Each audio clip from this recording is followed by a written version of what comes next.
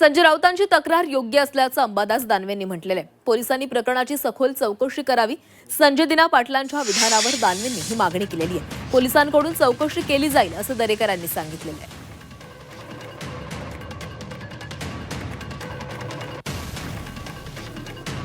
संपत्ती याचा माज असताना बऱ्याच ठिकाणी या सत्ताधारी पक्षाच्या लोकांनी माणसं संपवण्याचं काम केलेलं आहे।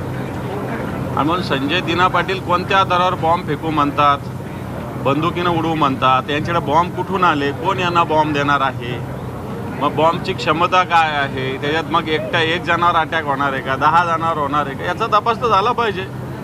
बॉम्ब फेकू म्हणजे कुठेतरी बॉम्ब असेल ना संजय दिना पाटलाकडं, म्हणून संजय दिना पाटलांनी असं वक्तव्य केलेलं आहे। आणि म्हणून संजय राऊत साहेबांची तक्रार केली ती योग्य आहे।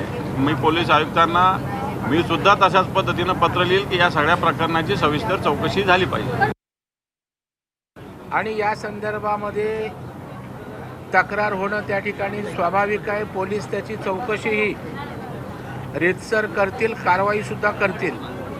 आणि या संदर्भात आजच राज्याचे मुख्यमंत्री जे स्वतः गृहमंत्री आहेत त्यांनी त्या ठिकाणी सांगितलं अशा प्रकारचं कोणावर बॉम्ब टाकला जाणार नाही, कोणी पोकळ धमक्या त्या ठिकाणी देताही कामा नये आणि पोलीस त्या ठिकाणी त्यांची योग्य कारवाई करतील अशा प्रकारचं स्वयंस्पष्ट निवेदन माननीय मुख्यमंत्र्यांनी सकाळीच आपल्या माध्यमातून केले।